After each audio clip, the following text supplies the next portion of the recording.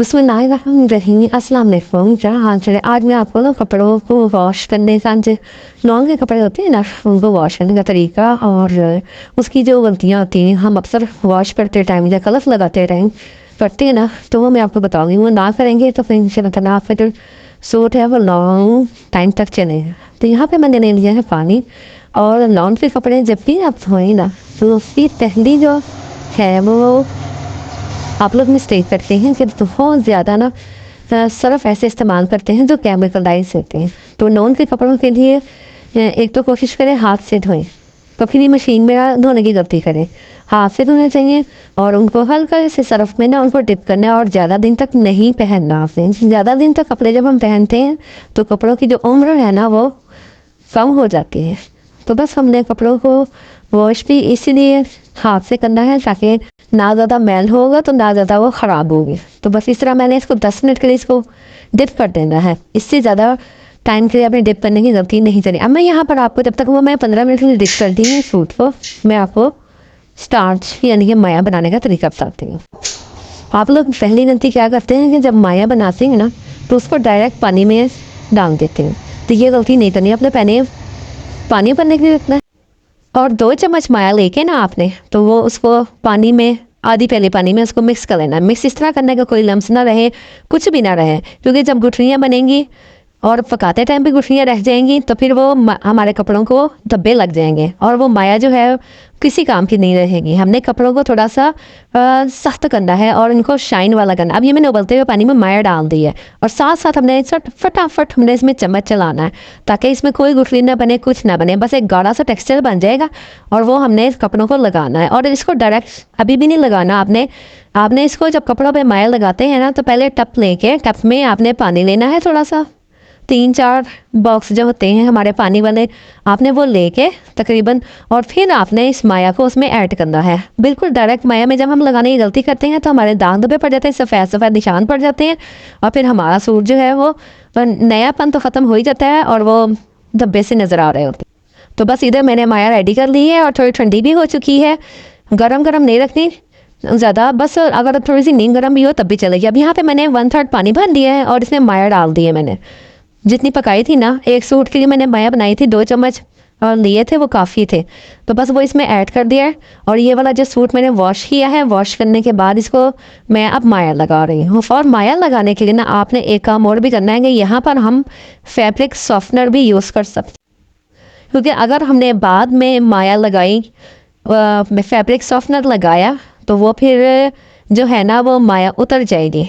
और इसके लिए एक शलवार के लिए क्या करती हूँ मैं कि 1/3 जो होता है ना शलवार के एक हिस्सा जो ऊपर लास्टिक वाला हिस्सा होता है या अजारबन आप लोग ऐड करते हैं तो वो हिस्सा मैं नहीं यानी कि माया लगाती, मैं सिर्फ नीचे पांचों में और थोड़ा सा घुटने से ऊपर माया लगाती हूँ। उससे क्या होता है कि वो जो ऊपर वाला हिस्सा होता है ना वो काफ़ी सख्त हो जाता है और जिसकी वजह से पेट के ऊपर वो सारा कुछ आ जाता है इकट्ठा हो गया कपड़ा और पेट जो है वो फिर यानी कि बड़े साइज़ का लगता है।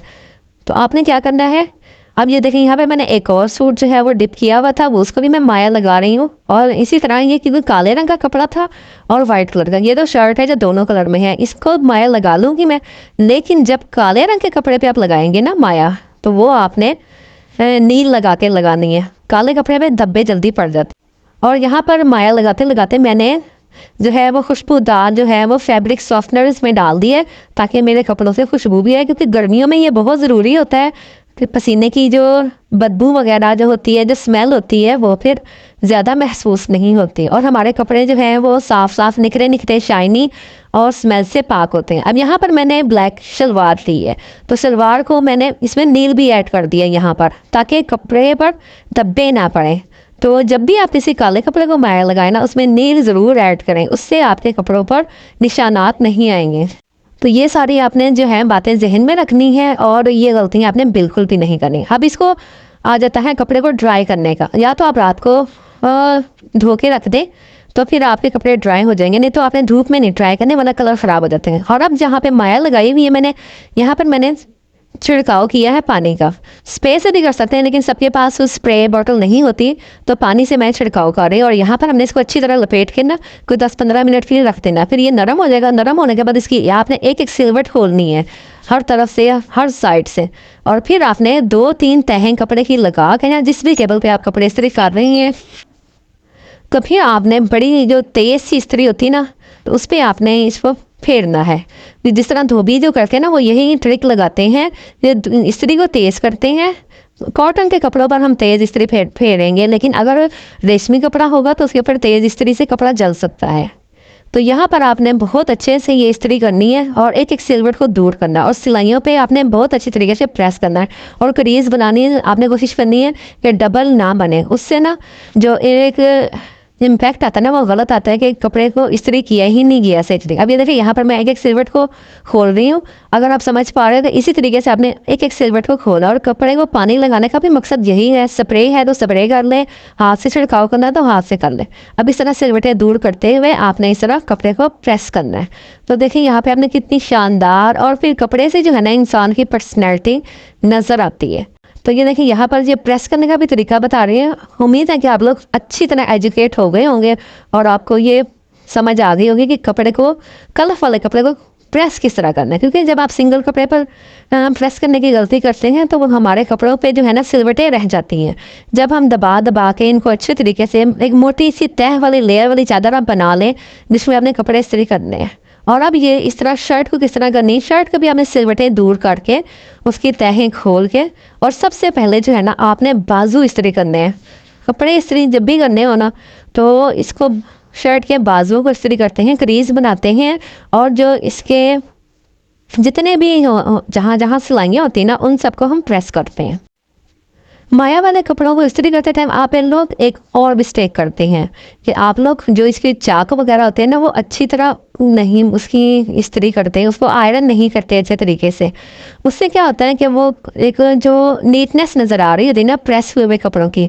हम धोबी वाले कपड़ों को क्यों पसंद करते हैं कि क्योंकि वो इन बातों का ख्याल रखते हैं। अगर हम घर में भी इन बातों का ख्याल रखेंगे ना, तो हमारे कपड़े बिल्कुल ऐसा लगेगा जैसे लॉन्ड्री से आए हुए हैं और प्रेस हुए हुए हैं और माया लगी हुई है। तो यहाँ पर भी दिख रही है, अगर कोई लेस वगैरह लगी हुई है और वो इस्त्री के साथ चिपक नहीं रही है, तो आप कपड़े को ऊंचा करके भी इस्त्री कर सकते हो। और जो इसके चौक दामन वगैरह होता है, उसको भी आपने अच्छी तरह खोल खोल के उसकी क्रीज बना के फिर आपने इसको प्रेस करना है। तो फिर जो कपड़े में जो है ना, वो इंसान की जो पर्सनैलिटी है ना, वो उभर कर सामने आती है। तो होपफुली आपको मेरी जो आज की वीडियो वो बहुत पसंद आ रही होगी। और जो लोग मेरे चैनल पर नए आ रहे हैं या जो भी मेरे चैनल पे फर्स्ट टाइम आता है, तो मेरे चैनल को लाजमी सब्सक्राइब करके जाइएगा। कोई भी आपको प्रॉब्लम हो आप मुझसे शेयर कर सकते हैं, और बेल आइकन ज़रूर प्रेस कीजिएगा। उससे क्या होता है कि जी आपको मेरा जो नोटिफिकेशन है ना, फ़ौरन के फ़ौरन मिल जाता है। और आप लोग फ़ौरन के फ़ौरन ही देख भी लिया करें। उससे आपको भी फ़ायदा होता है कि क्या हम लोग आपके लिए वीडियो बनाते हैं, ताकि अगर आप लोग कहीं भी मिस्टेक कर रहे हैं तो वो दूर हो जाए। होपफुली आज की वीडियो अच्छी लगी होगी, तो लाइक शेयर ज़रूर कीजिएगा। अल्लाह हाफिज़।